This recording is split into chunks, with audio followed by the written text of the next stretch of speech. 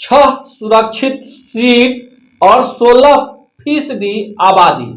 आज हम बात करने जा रहे हैं बिहार में दलित वोट बैंक की। नमस्कार, मेरा नाम अनूप नारायण सिंह है और आप बिहार टॉक के डिजिटल प्लेटफॉर्म को देख रहे हैं।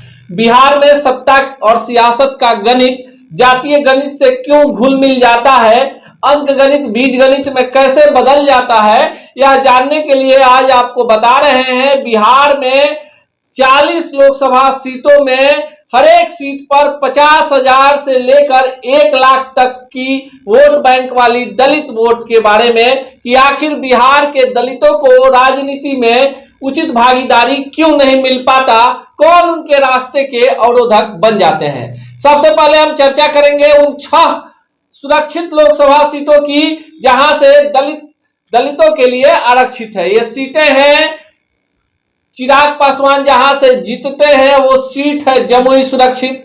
दूसरी सीट जहां से चिराग पासवान के चाचा पशुपति पारस जीतते हैं, सीट है हाजीपुर सुरक्षित। तीसरी सीट चिराग पासवान के चचेरे भाई प्रिंस पासवान जीतते हैं, सीट है समस्तीपुर सुरक्षित। चौथी सीट है गोपालगंज सुरक्षित जहां फिलहाल जदयू का कब्जा है। पांचवी जो सीट है वो है गया। देखिए, गया सीट को लेकर भी इस बार काफी जीच मचा हुआ है। तो गोपालगंज, उसके बाद आपको हमने बताया जमुई, हाजीपुर, सासाराम, समस्तीपुर, गया, ये सीटें हैं। और देखिए जिस तरह से आपको हम बता रहे हैं, इसमें सासाराम सीट, देखिए सासाराम सीट जो है वो भी काफी हॉट सीट है, सुरक्षित सीट है, लेकिन वहां पर दलितों का जो चेहरा है, कभी मीरा कुमार हो जाती है, कभी महाबली सिंह हो जाते हैं। इस बार कौन होगा ये बताना काफी मुश्किल है। अगर 16% वोट बैंक की बात कर ले, बिहार में जो 16% वोट बैंक है दलितों का, इसमें सबसे ज्यादा 16% में अगर हम बात कर लें तो सबसे ज्यादा इसमें जो है 5.5% मुसहर है। मुसहर यानी जीतन राम मांझी।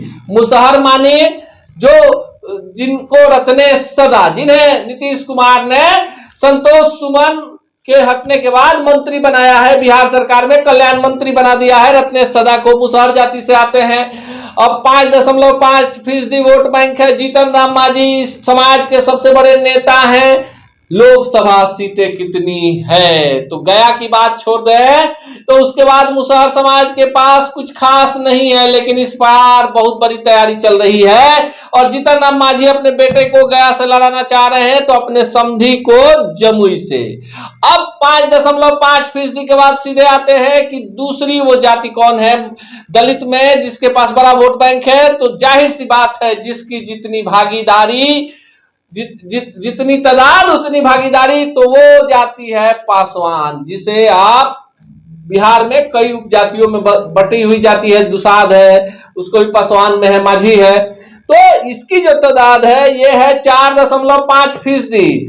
और इसके नेता है वर्तमान में हुआ करते थे रामविलास पासवान, उनके निधन के बाद उनके पुत्र चिराग पासवान, उनके भाई पशुपति पारस, उनके भतीजे प्रिंस पासवान, यह बड़े नेता हैं। हालांकि अन्य पार्टियों में भी पासवान नेता हैं। संजय पासवान है भाजपा के पास, राजद के पास भी कई पासवान नेता हैं, जदयू के पास भी है, लेकिन जो बड़े चेहरे हैं वो चिराग, पशुपति पारस और उनके भाई प्रिंस पासवान है। आबादी कितनी है बिहार में दलितों की तो 15%, 16% और 16% में पासवान है 4.5% सीट। तो सीट हमने आपको बता दिया। 6 सुरक्षित लोकसभा सीटें हैं जिसमें से 3 जो है इसी परिवार के पास है। 3 जो सीटें हैं इसी परिवार के पास है। इसके बाद देखिए रविदास की अगर बात कर लें, रविदास जो है वो उसकी आबादी जो है उसके तीसरे नंबर पर है और ये 4% लगभग बताया जा रहा है। रविदास का नेता कौन है बिहार में? रमई राम हुआ करते थे। उसके बाद मीरा कुमार का नाम आता है, कांग्रेस में है। उनके पिता बाबू जगजीवन राम बड़े नेता रहे। मीरा कुमार लोकसभा की प्रथम महिला अध्यक्ष रही, सासाराम से चुनाव लड़ेंगी, इसमें कोई किंतु परंतु नहीं है। लेकिन रविदास का नेता बिहार के अंदर में वो चेहरा कोई नजर आता नहीं है। ऐसे में मायावती के लिए बहुत बड़ा एक स्कोप खड़ा हो जाता है बहुजन समाज पार्टी के लिए। और बहुजन समाज पार्टी जो है जो रविदास बहुल इलाके हैं उसमें कैमूर है, सासाराम है, और जो यूपी के सीमावर्ती इलाके जिसमें गोपालगंज भी आता है। देखिए जनक चमार रिकॉर्ड मतों से भाजपा के टिकट पर जीत जाते हैं, पर उनका बेस तैयार किया किसने? तो तैयार किया मायावती ने, अपनी पार्टी का उनको प्रभारी बनाया, प्रदेश अध्यक्ष बनाया। बाद में जनक चमार पलटी मार के भाजपा में आते हैं। 5 लाख के अंतर से गोपालगंज सुरक्षित सीट से 2014 के लोकसभा चुनाव में जीत जाते हैं। 19 में जदयू को सीट चली जाती है, एमएलसी बनते हैं और मंत्री बनते हैं।